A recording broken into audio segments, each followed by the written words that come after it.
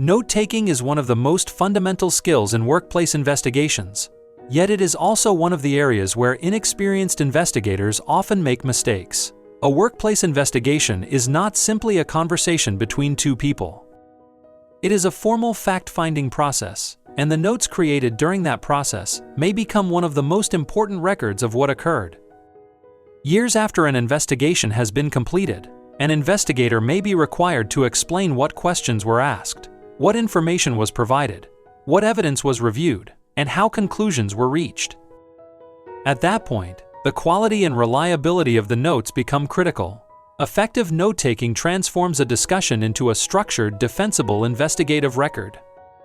Good notes allow another person, such as legal counsel, a senior decision-maker, an arbitrator, or a court to understand the investigation process even if they were not present during the interview.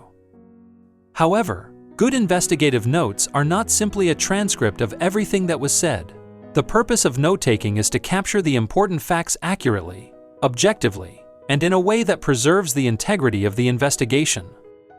A disciplined investigator focuses on the essential details: who was involved, what occurred, where and when events took place, why certain actions occurred, and how the incident unfolded.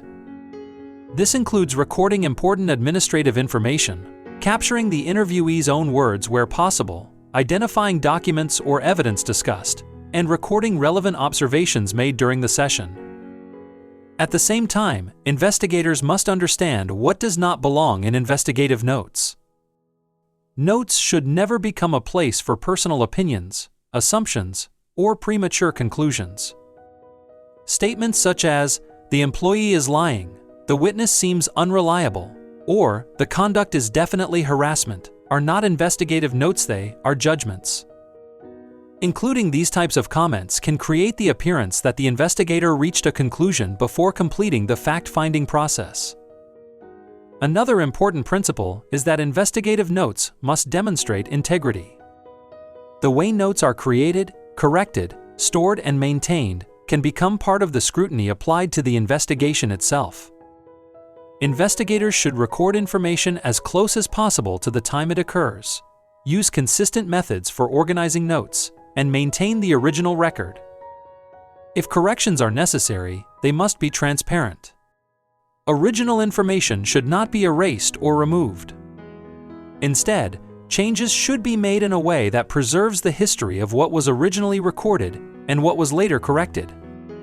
The interview record can also be strengthened through verification. Where appropriate, investigators should review important details with the interviewee, confirm names, dates, and key facts, and provide an opportunity for clarification. This process does not mean allowing a witness to rewrite history. Rather, it ensures that the record accurately reflects what the person intended to communicate.